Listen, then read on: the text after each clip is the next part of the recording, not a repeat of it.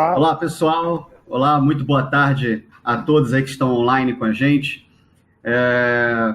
Hoje, dia 25 de julho, a gente está aqui para mais um Papo Certo, dessa vez mais um Papo Certo internacional no Cubo do Conhecimento, como parte da série Global Summit, né? É o segundo Papo Certo da série Global Summit. O primeiro foi com a Sonia Auli, que foi direto lá da RMC nos Estados Unidos, que é uma série que a gente apresenta alguns dos palestrantes que vão estar com a gente em setembro, no Rio de Janeiro, durante o Cubotalks Global Summit. Vocês já estão vendo aqui que o Roberto Pons, CEO da Project Lab, nosso mestre de cerimônias aí já está com a gente, né? E hoje a gente vai ter uma tarde, um bate-papo bem legal com o Robert Smith, né? O Rob, né, o Roberto? E falando de complexidade em projetos, um ponto de vista bastante tecnológico. Ele que é um fera aí, uma das grandes referências, inclusive, quando o assunto é inteligência artificial, domina muito bem esse tema, e é um dos temas da moda hoje em dia, no gerenciamento de projetos, mais falados aí. Ele vai estar com a gente em setembro, aqui no Rio de Janeiro, no Brasil, mas vai bater um papo, vai dar uma palhinha hoje aí, direto lá da Inglaterra, vai conversar com a gente, comigo, com o Roberto e, claro, com todo mundo. Né? Vamos deixando aí os comentários, as perguntas, não só perguntas, né, mas também comentários, para a gente bater um papo aí com bastante interatividade com o Rob e com o Roberto. Roberto, seja bem-vindo aí mais uma vez ao Cubo do Conhecimento e ao nosso Papo Certo. Ok, Rodrigo, obrigado. Boa tarde a todos. Vamos aqui ter um papo internacional de novo. Eu vou ter que fazer novamente aquela coisa da tradução intercalada, meio simultânea. Nem todo mundo fala inglês, né? É assim. Então, um pouquinho mais de paciência. Agora a complexidade do evento também aparece aqui, né? Nós temos uma falta, né? O Rui. Ele disse que só um milagre vai fazer com que ele participe agora, porque ele foi atender uma emergência de médica de família, né, de saúde, agora vai ser difícil ele se juntar a nós. Mas teremos o Rob, que também está chegando, ele já está aqui no WhatsApp comigo, chegando no escritório para se aprontar, e em mais alguns minutos ele vai se juntar a nós. Lá na Inglaterra é hora do rush, então ele teve uma reunião que se estendeu um pouco mais do que ele previa e pede desculpas, mas vai se juntar daqui a pouquinho. Vamos aproveitar esse tempo para falar um pouquinho dele, né? Enquanto ele não está aqui, porque ele não entender nada que eu ia falar mesmo, né? Tem que traduzir depois para ele, então como a gente vai falar dele, não tem problema. Então, o Rob se tornou um bom amigo, né? Porque, na verdade, eu já o convidei para vir fazer uma palestra aqui no Brasil há 10 anos atrás, praticamente 10 anos atrás, em 2008. Foi a primeira vez que ele veio, um evento sobre megaprojetos lá em São Paulo, né? O Megaprojetos 2008. Depois, ele voltou, 1 ou 2 anos depois, para falar sobre complexidade, no evento que a gente fez na Firjan, no Rio de Janeiro também. Mas já tem um bom tempo e ele é um dos grandes especialistas no assunto. Não só um especialista acadêmico, né, PhD. Vou falar um pouquinho sobre ele aqui, caso vocês tenham esquecido ou lido um pouquinho, mas ele é impressionante a sua qualificação, né? Então, ele é professor de engenharia aeroespacial. Ou seja, o negócio dele são a aviação, espaço, né? Então ele já foi diretor do Centro de Sistemas de Informática Inteligente, né? Na Universidade da Inglaterra. Ele, na verdade, ele é americano, mas ele já está radicado na Inglaterra, casou com uma inglesa. Eu fui ao casamento dele, inclusive, que foi na Sicília, na ilha lá da Itália, lindíssimo, né? Então, ele já fez pesquisa no Comando de Defesa da Estratégia do Exército dos Estados Unidos, aquele laboratório famoso do Los Alamos, né? A NASA, a Boeing, enfim, o cara é top de linha, né? Então, ele atende todas as grandes empresas aeroespaciais e que constroem aviões e coisas assim, né? Porque são esses tipos de projetos que são muito complexos mesmo, né? E aí, mas ele é um cara que não é só acadêmico, com essa dificuldade de ter ferramentas e coisas assim para ele trabalhar na prática, ajudar o trabalho pessoal. Ele acabou desenvolvendo, como ele é especialista em inteligência artificial, ele acabou desenvolvendo um software muito, muito sofisticado. E já tem esse tempo todo que ele já tem esse software, que já está evoluindo, já mudou de nome, hoje é o Boxar, né? E eu até gostaria que ele falasse um pouco mais sobre esse processo de desenvolvimento desse software para atender as complexidades que a gente enfrenta no dia a dia das nossas situações, né? Eu, como fiz o meu mestrado em megaprojetos em Oxford, lidei bastante com esse tipo de assunto também, porque megaprojetos é uma coisa muito complexa, né?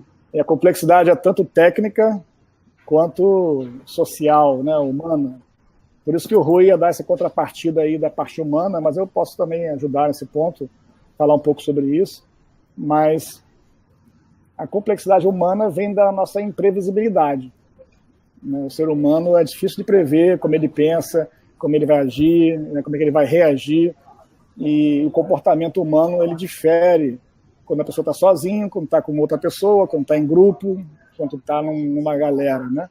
Então, assim, fazer previsões de comportamento e reações, as variáveis são muito grandes, o ambiente varia, a história de cada um varia, o humor da pessoa varia. Então, a reação que a pessoa pode ter pode impactar o projeto, pode mudar a direção de todo o planejamento. Então, essa imprevisibilidade faz com que a coisa fique complexa.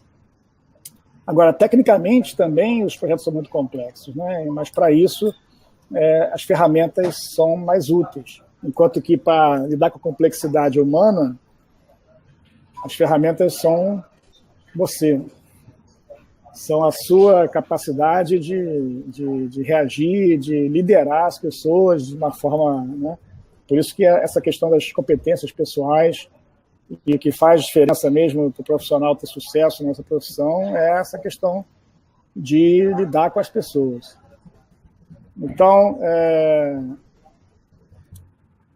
vamos explorar um pouco isso. Falar um pouco da participação dele nesse nosso evento. Então, ele vai fazer uma oficina. Essa oficina é imperdível, para quem gosta de ver como é que são controles mais sofisticados de direção de projetos, ou situações onde você pode ter feedback e loops mais complexos, né, de processos. A ferramenta que ele usa para construir esses Boeing 787, entendeu? É uma coisa muito, muito interessante, usando o que tem mais estado da arte em tecnologia. Vai falar sobre a ferramenta que ele inclusive usou para fazer esses projetos, né, Roberto? Vai, mas assim, mais do que a ferramenta, eu quero que ele fale sobre todo o conceito da complexidade, e daí a ferramenta veio como uma ferramenta, né? A ideia é essa, e não a ferramenta por si só, né? Veio para ajudar a resolver o problema. Hello, can you hear me now? Ah, there you are. You like things on the emotional side. Hello, Robert. Hello, Roberto. Deepest apologies for the technical troubles and for my being late. What can I say?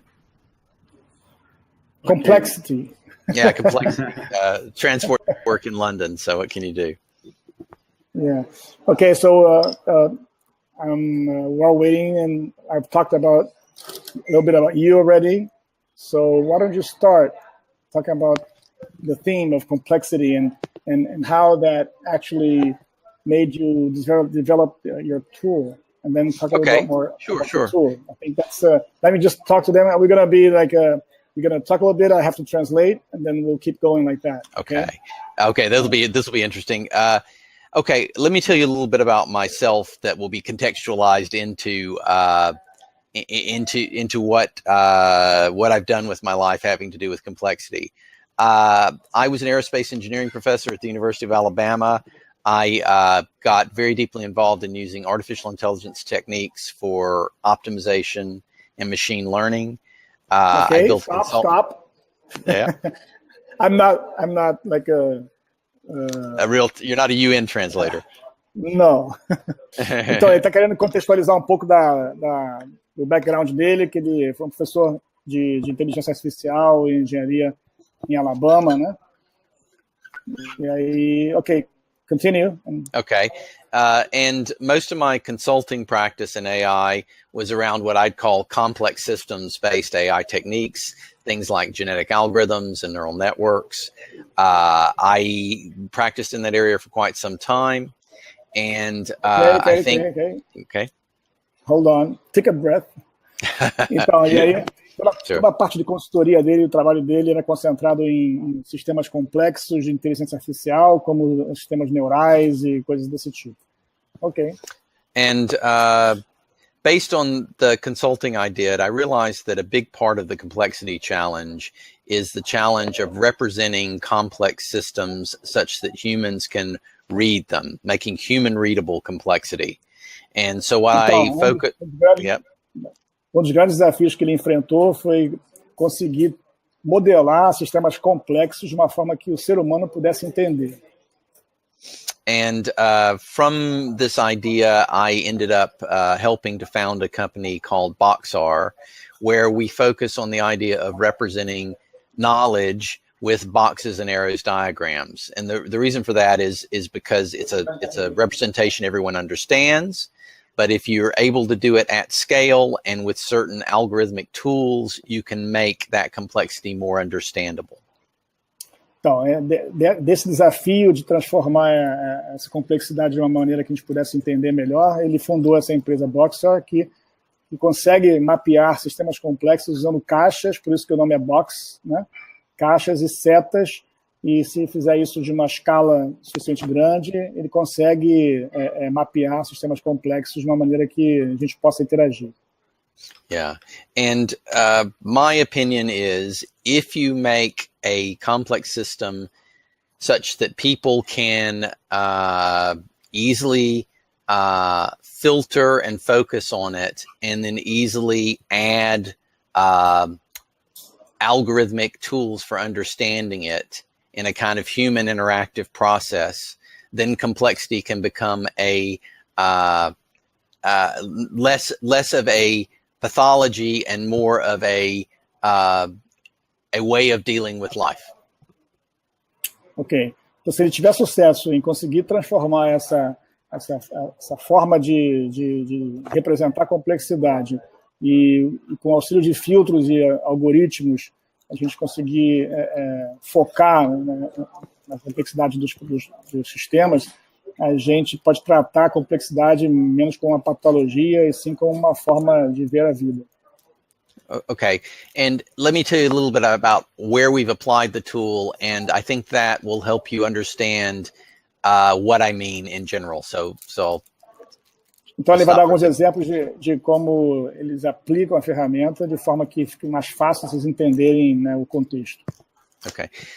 From our perspective, those of us at Boxar, we think that complexity is coming from two major sources. One is the number of interacting elements in the world, and the other is the spread of those things around the world. So it's a combination of the kind of I want to say Internet of Things, but the networks of things that exist have gotten bigger and more interconnected, and the stretch of those things has gone more around the world. Então, eles encaram que são duas fontes de complexidade que mais dificultam o processo, que uma é o número de elementos e de redes que existem hoje para serem ligadas, então a grande quantidade disso, e também a forma que eles estão espalhadas pelo mundo. Então, assim, é difícil de lidar com isso. For instance, if you think about, we modeled the global supply chain for Airbus, and it involves about 7,000 vendors. They're in hundreds of locations, and we say that it's 7 tiers deep, but actually it involves it's actually more of a web than it is a network. Então, como exemplo, ele deu que eles mapeiam todo o supply chain global da empresa Airbus, e eles lidam, então, com 7.000 fornecedores que são espalhados pelo mundo todo e tem 7 níveis de profundidade, mas ele acha que mais do que uma rede é uma teia, né? Muito complicado. And that supply chain is affected by things as diverse as different contracting effects in different locations, different socioeconomic effects in different locations, geopolitical risk that span countries and regions, and the various technological effects that some areas have technological expertise and others have different expertise. All of those things are interlaced with one another.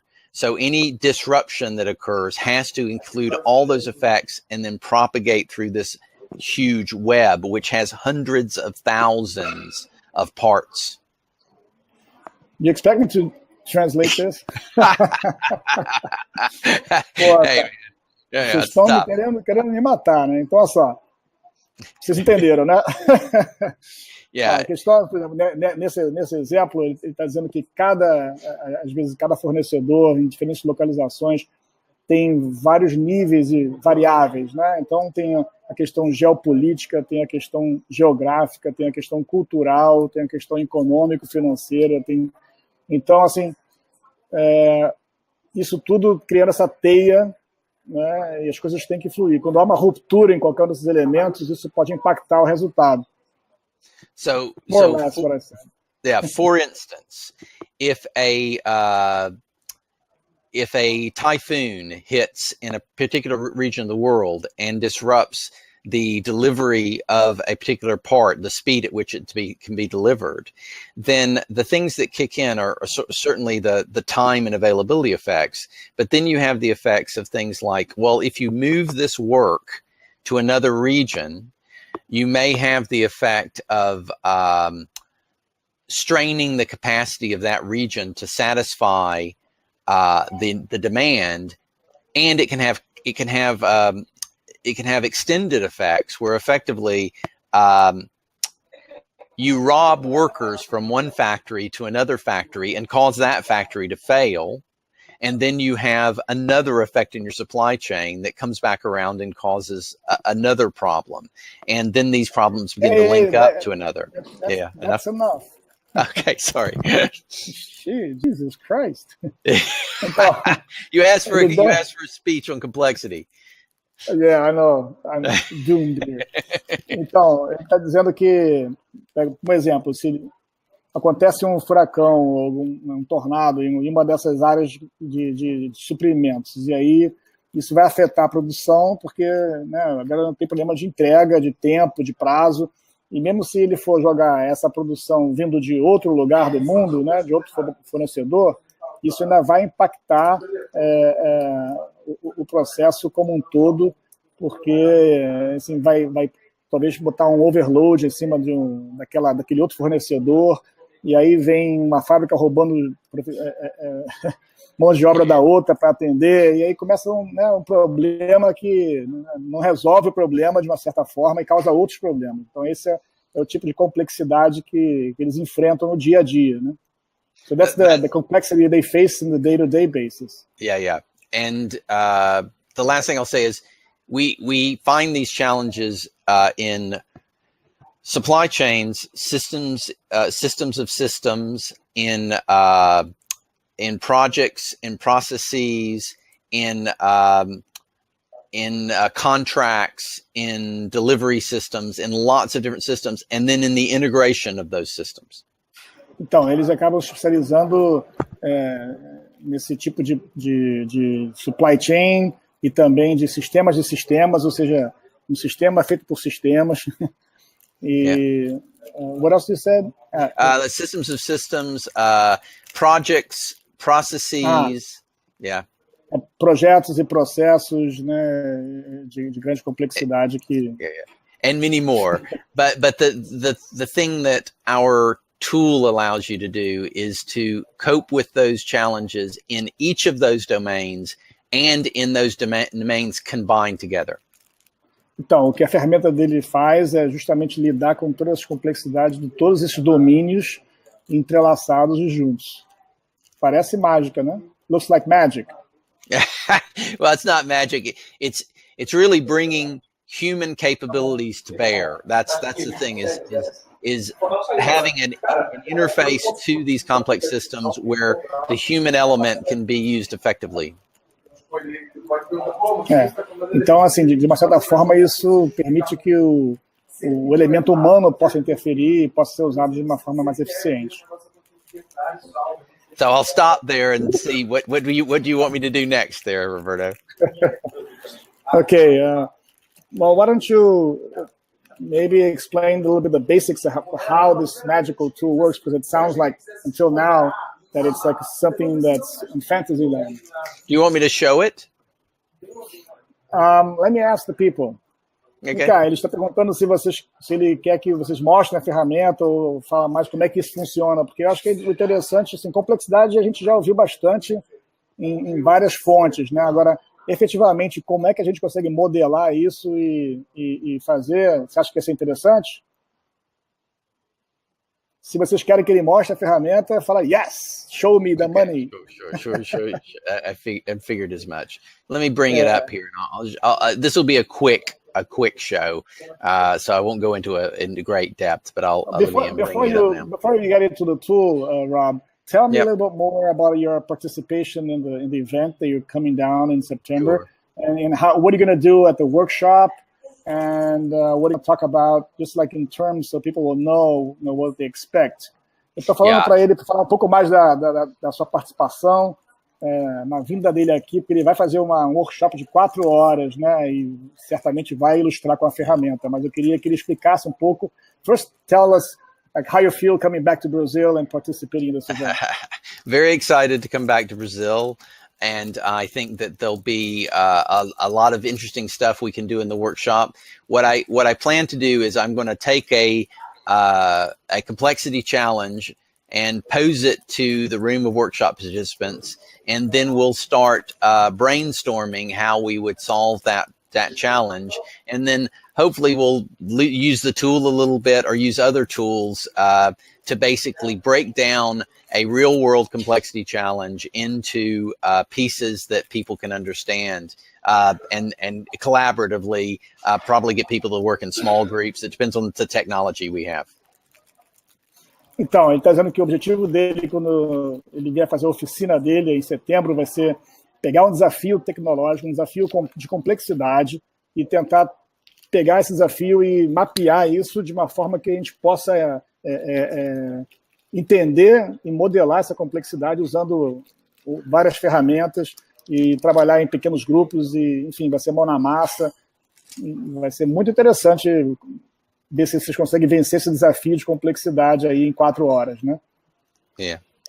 Well, let me show you a little tiny bit of Boxar quickly, and I'll let me see. I'm opening it up now. Let's see, and then I'll share it on screen in just a second as soon as I'm opening. Yeah. Okay. Let me try one more time. I had a bit of had a technical problem there for a second. It'll come back in just a minute. Oh, sorry. Let me get it back up. Getting there. Okay, coming back up. It's a little bit of load on the machine from having the web sharing. So let me get that open. And on the lecture, on your 30-minute talk, you're gonna approach the interdependence of Mars. Absolutely, and I'm going to talk about.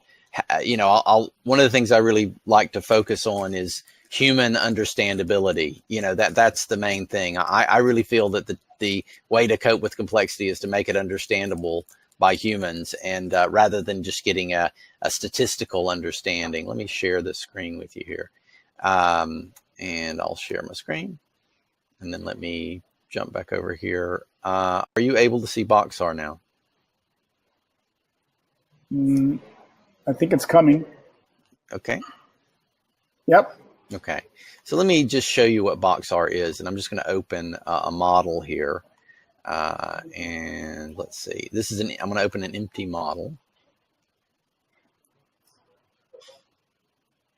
So in its simplest form, BoxR is just a tool where you put in boxes and you connect them together with arrows. So I'm just doing some boxes and arrows modeling here, right? And, it's very easy to use to do this sort of thing. But let me show you the kind of cool bits. So if I go now and connect these things together. Oh, sorry. I think I'm having a bit of a technology challenge because of the memory being taken up by the sharing tool. Hold on just a moment. Yeah, having a bit of technology challenge. Didn't expect that. Sorry. Yep. Apologies. That's fallen over again. And the technology is just not working for me today.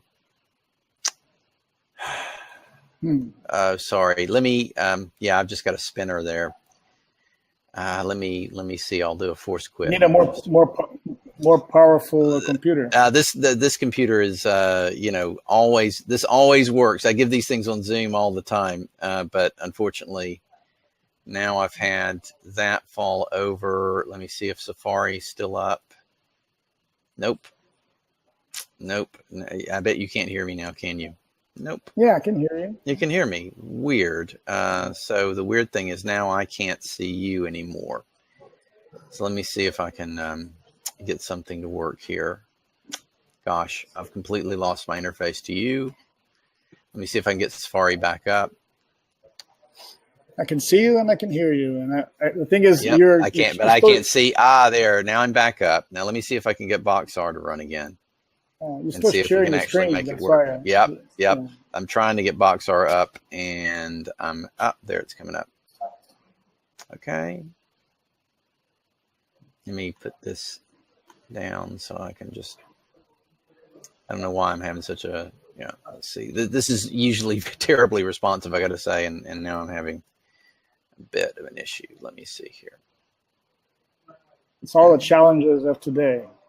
Yeah, I know. Just today's one of those days, but that's okay. If people are patient with me. There we go. Now, let's see. Hopefully we won't have another issue. So I'm going to open up that model again and try to start doing my usual talk here on BoxR. All right, so empty model. I'm going to drop in a few boxes.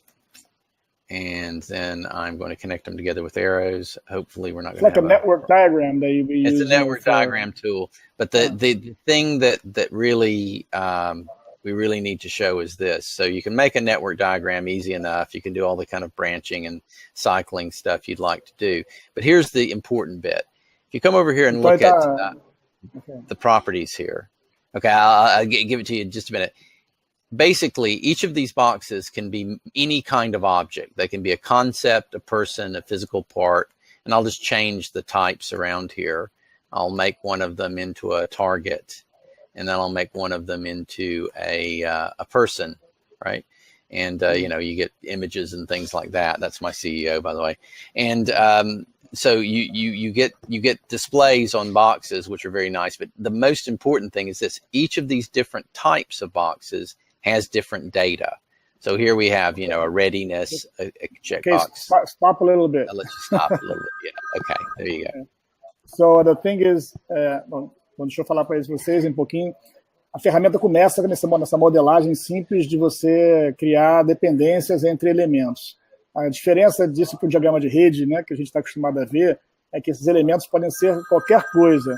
Na verdade, eles podem ser pessoas, alvos, ações, enfim, lugares. Então, aí começa as propriedades de cada um. Okay, keep going. And users can make as many of these as they like. They can make as many types as they like. E vocês podem fazer quantos desses vocês quiserem. And each type has different data, so you can configure them all to have different kinds of data behind them, right? E cada tipo pode ter vários diferentes dados, tipos de dados que você pode anexar eles. Okay. And then the next thing you need to know, since I'm doing a relatively brief demo here, is Then you can build models simply through importing data. So I'm just going to take some data here that happens to be in a CSV file. I'm going to take this data, import it, and create a bigger model. So I do this. And so you take your external data tools that you have, you pull the data in, and then you get a much bigger model, right? Has lots então of, ele vai importar dados de outros lugares que você pode fazer através de arquivos CSV, e aí com isso ele já vai ter modelo mais complexo, né? Okay, so I've hit all the pictures, but these are all different things. Now here's a really cool bit is then you can go in and group boxes. I can go in here and say you can put them together into groups, right? So você pode agrupar então as caixinhas, né? And then you can group them many ways. So you can make as many different kinds of groups as you want. So grouping by organizational structure, right? Or grouping by location, right? And I'll expand some of this out. Agrupá-los por várias formas de você agrupar, como localização, como estrutura organizacional, enfim.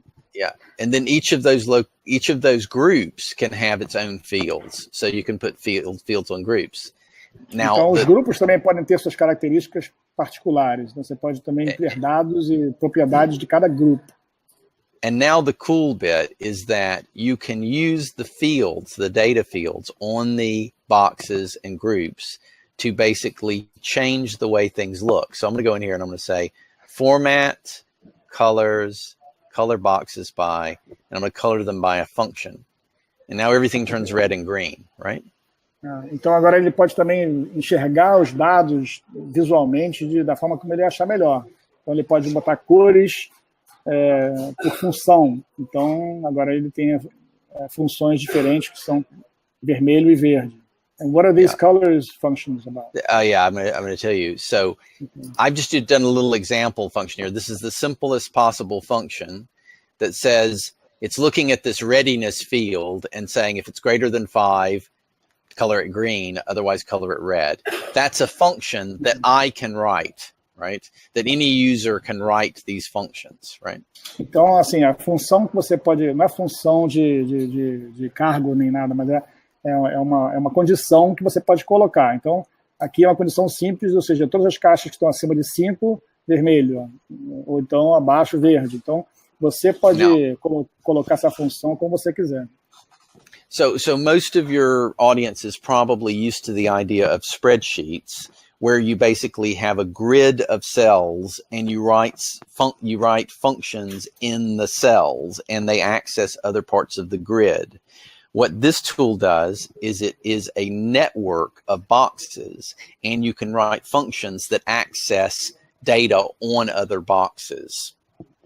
Então, em vez de você usar planilhas, você descrever suas funções nas células e que acessam outros dados de outras planilhas, aqui você usa caixas e você vai interconectando essas caixas. So let me show an example now of how you use that. I'm going to open another model here. Vai mostrar exemplo de como é que você pode usar esses artifícios, né? So this is still a small example, but I'm just going to open it up and show you. So go in. Ainda é exemplo pequeno, mas... Yeah.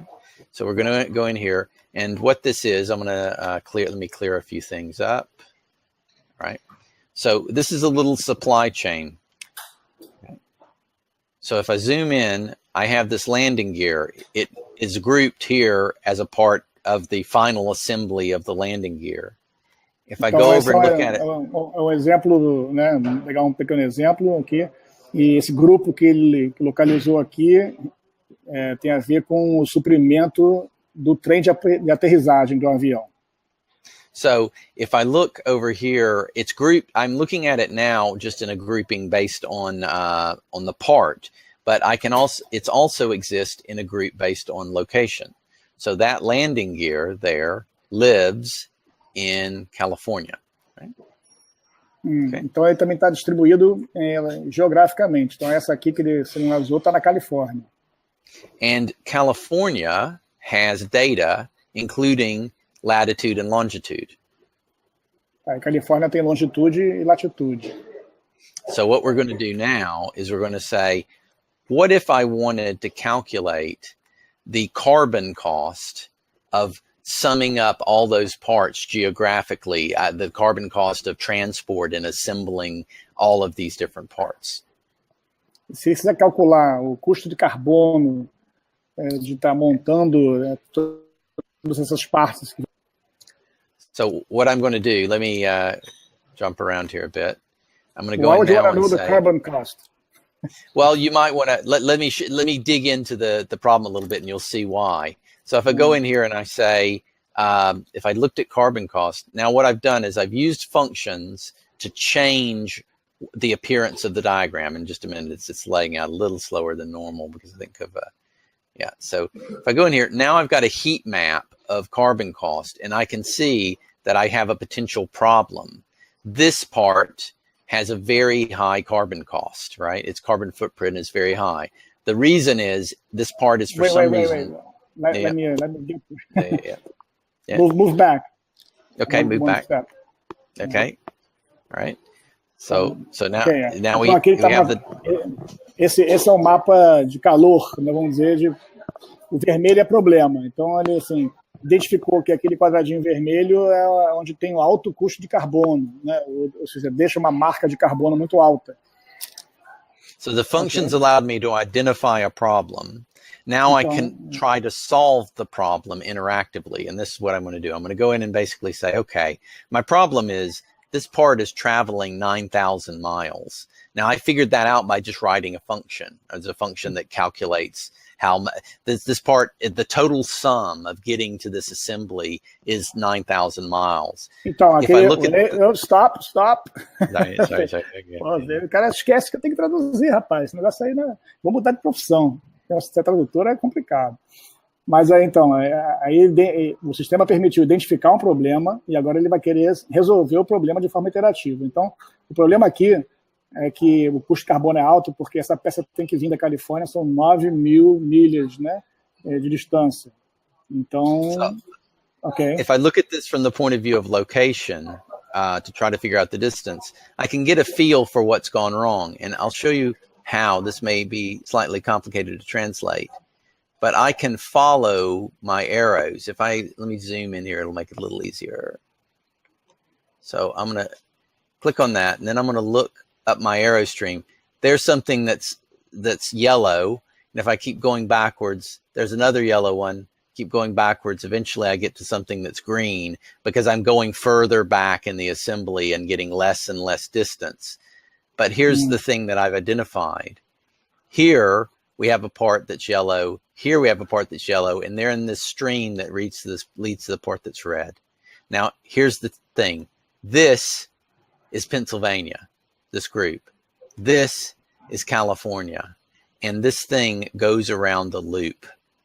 So what's happening is you're shipping this part coast to coast. That's why it's costing so much carbon, is because you're going from California to Pennsylvania to California. To try to solve the problem now. Wait. Okay, sure. Yeah. Então, aqui no mapa, ele está identificando os amarelos, que também tem custo alto, mas não tão alto quanto o vermelho. Mas assim, o processo de fabricação, ele pode ver pelas setas, e aí, com isso, ele identificou que tem uma parte que está na Pensilvânia e o outro na Califórnia. Então, um vai enviado para a Califórnia para ser montado, volta para a Pensilvânia e volta para a Califórnia. Então, esse vai e vem cria um grande desperdício e aí, lógico, que o carbono nas viagens, o custo é muito alto. So if you take now I can see what I should try to do. So what I should try to do is move this part over to California, right? And see what happens when I make it in California. And when I drop it, all the colors change. And the reason the colors change is because now I've moved the worst case to another box. Now this box is my worst case. If I zoom in, I can see it's only got 1,000 miles. O que ele fez? Então ele mudou, assim, se eu fabricar isso na Califórnia e não na Pensilvânia, resolve o meu problema, né? Então aí ficou verde. E aí o próximo problema ficou vermelho, aí é outro problema. So it's like a critical chain. Now you're going from... Yeah, in fact, we can do critical chain type stuff as well. So what we've identified is that the problem if we've done a what if analysis here just by dragging a box. We said, what if we move the manufacturer? Então, olha só, wait. Yeah, sure. Ok, eu estava falando que isso parece com cadeia crítica, né? Que você vai lá, pega o elo mais fraco da corrente, resolve, aí aparece o próximo elo mais fraco, você vai resolvendo, né? E aí ele vai. Ele falou que ele fez apenas uma análise de se, né? Se eu mudar o fabricante para cá, o que acontece, né? Então, é uma simulação que ele pode fazer. E você pode também trabalhar com cadeia crítica aqui também. So let me relate this back to the Airbus example. At Airbus, they have hundreds of thousands of boxes in a model. What they'll do voltando para o exemplo do Airbus, eles têm centenas de milhares de caixas dessas, né? If they have a situation like a typhoon somewhere, what they do is they filter down to a smaller set of boxes by basically saying, filter down to only things in a particular region or a particular contract or on a particular aircraft. Então, o que eles podem fazer, se eles têm assim, uma tempestade num lugar, ou um furacão, alguma coisa que vai atrapalhar, eles podem entrar nesse sistema, onde eles têm todos os seus mapas de fornecedores, filtrar por localização, por tipo, por que eles quiserem, identificar as áreas críticas, né? And that brings them down to a manageable number of boxes like this, 50 boxes, let's say. E aí, depois de filtrar, eles podem, então, ter um mundo mais gerenciável de caixas como essas aqui, tipo 50, né? Então, aqui, essa seria a área afetada. And then they do drag and drop what-if analysis. The human being can see things about the system that they couldn't see otherwise. They drag and drop to evaluate alternatives for moving supply chain work from place to place or vendor to vendor. Então, com isso, eles começam a fazer uma análise de condicionamento, de simulação. Ou seja, eles podem falar, bom, se eu mudar agora, então, preventivamente ou corretivamente até, mesmo assim, os fornecedores para cá, para lá, eles podem entender o problema aqui de uma maneira visual que antes eles não tinham como entender a complexidade desse sistema de supply chain. Eles não teriam como interagir e fazer ações que eles pudessem ver o resultado imediatamente. Então, ela permite que você consiga, de fato, mexer num sistema de alta complexidade e ver o resultado sem ter que ainda ir lá e fazer. And the money shot of this is that problems that used to take them 3 weeks to figure out now take them on the scale of hours or minutes. Então, o que eles antes levavam 3 semanas para tentar enxergar as consequências de tomar de decisão, hoje eles conseguem fazer isso em minutos ou em horas, no máximo. Yeah. Então, isso é a grande economia de valor que eles ganham, né? And the model, because they can write their own functions, the model can be adapted to many other things. For instance, they're using the model to evaluate the impacts of Brexit. Tá, então, como ele é um modelo, eles podem escrever suas próprias funções, eles estão usando isso para, por exemplo, ver o impacto do Brexit, né, da saída da Inglaterra do mercado europeu, como europeu, para ver o impacto que isso vai dar no negócio deles. And it's very easy to combine this with things like scheduling and analysis of schedules. I'm just running a quick schedule here. That gave me a Gantt chart. And then you can start, combining these kinds of analysis with things like critical path analysis very easily, because you can filter to critical paths. And then you can go back and look at those critical paths in your network view, while simultaneously looking at these other kinds of analysis as well. So you can combine different kinds of schedule-based analysis, distance-based analysis, cost-based analysis. It can all be done in one place. Então, com isso, como você tem o teu negócio modelado aí em todas as vertentes, você pode, por exemplo, fazer uma análise de tempo e desenhar vários cronogramas, né? Ou seja, você pode fazer o seu caminho crítico, mostrar o caminho crítico e aí mexe alguma coisa, você vê de novo o que vai acontecer. Isso vocês podem em qualquer. And what we'll do in the workshop is we'll actually start with a blank slate and we'll derive a way of solving a real world problem. I'll bring some data. We'll have some brainstorming sessions. Think about how would you try to solve problems in this domain. And we'll either use Voxar to solve them or we'll solve them by hand. But we'll kind of go through how would you break down a problem into the appropriate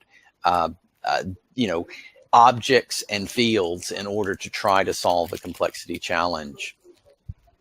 Então, o que ele vai fazer no workshop é trazer um desafio, trazer um problema complexo e, a partir de uma página em branco, percorrer com vocês como é que você vai quebrar essa complexidade usando ou a ferramenta dele ou até manualmente outras ferramentas, outras formas para poder você derivar a solução.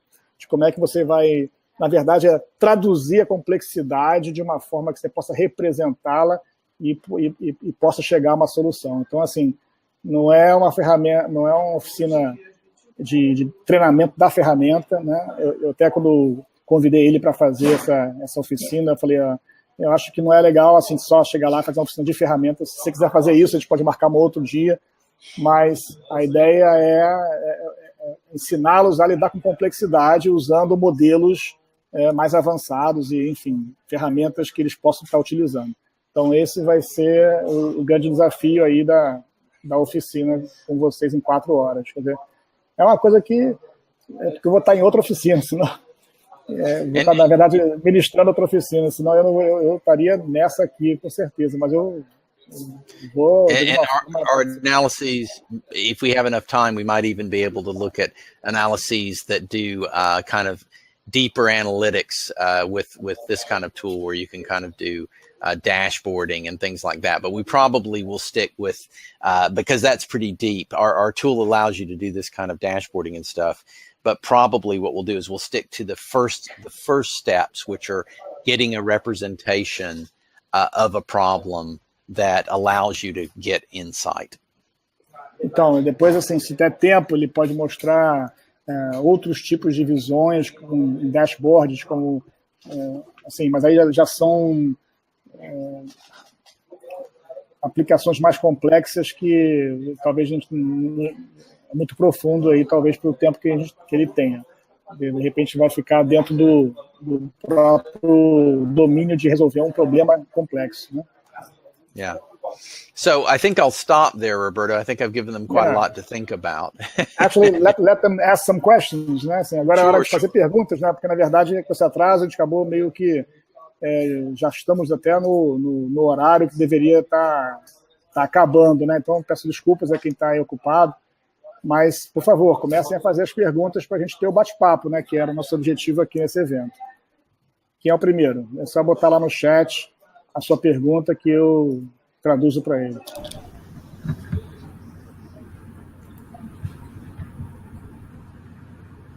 Let's see, I'll stop sharing so you can see my video. A Nélia tinha uma pergunta, eu estava com a mão para cima? Foi no começo, Roberto, acho que era alguma dificuldade ali de conexão. Então, o que vocês acharam aí desse pequena janelinha aí sobre como lidar com complexidade? É complexo o negócio, hein, gente? O Henrique falando aqui que é super importante o tema.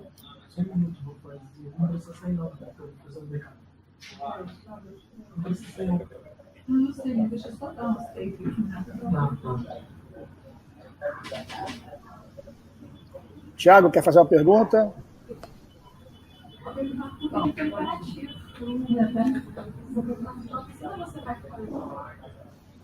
Miriam, so there we got a question on the chat regarding supply chain. What is the other fields that you can use the tool?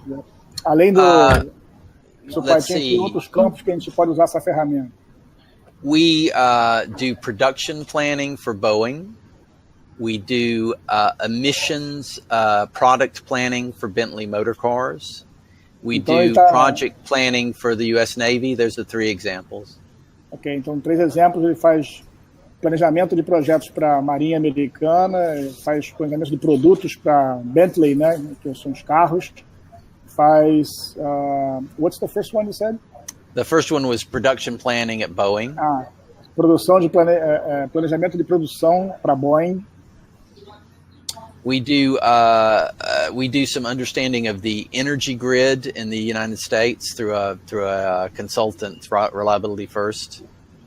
Então eles fazem uma análise do grid de energia dos Estados Unidos aí para uma consultoria. Do you have any regular projects that people can refer to? Because these are very high sophisticated examples. Let's see. What's the... Is anybody using I'll tell you a simple one. Another one at Bentley is we map the signals that go from electronic boxes inside the Bentley to other electronic boxes. So we've mapped the entire signal network inside the Bentley motor car. Então, eles também fazem dentro do carro da Bentley, né? Eles fazem um mapeamento de toda a sinalização eletrônica das peças dentro do carro, né? Sure. So all the things we do are complex. They're at a level of complexity, but there are many different domains. Yeah. Could you use this tool for simple regular projects just to make it more reliable? I think so. It's not a terribly expensive tool, just so people know. It's about 200 UK pounds per seat per month. Então, assim, só que se tem algum projeto mais simples que dê para usar essa ferramenta, ele falou que pode. Embora as pessoas tenham usado mais para esses desafios mais complexos, mas não é uma ferramenta tão cara. Custa 200 libras por pessoa per month. And I'll say this: I think that if you have 1,000 or so, hundreds to thousands begins to be the kind of range where Boxar becomes useful. If you got hundreds of thousands, hundreds to thousands, right? If you got 200, 300, it becomes kind of hard with conventional tools. Thousands, really hard with conventional tools. Tens of thousands, impossible. Hundreds of thousands, impossible. Thousands of what? Elements?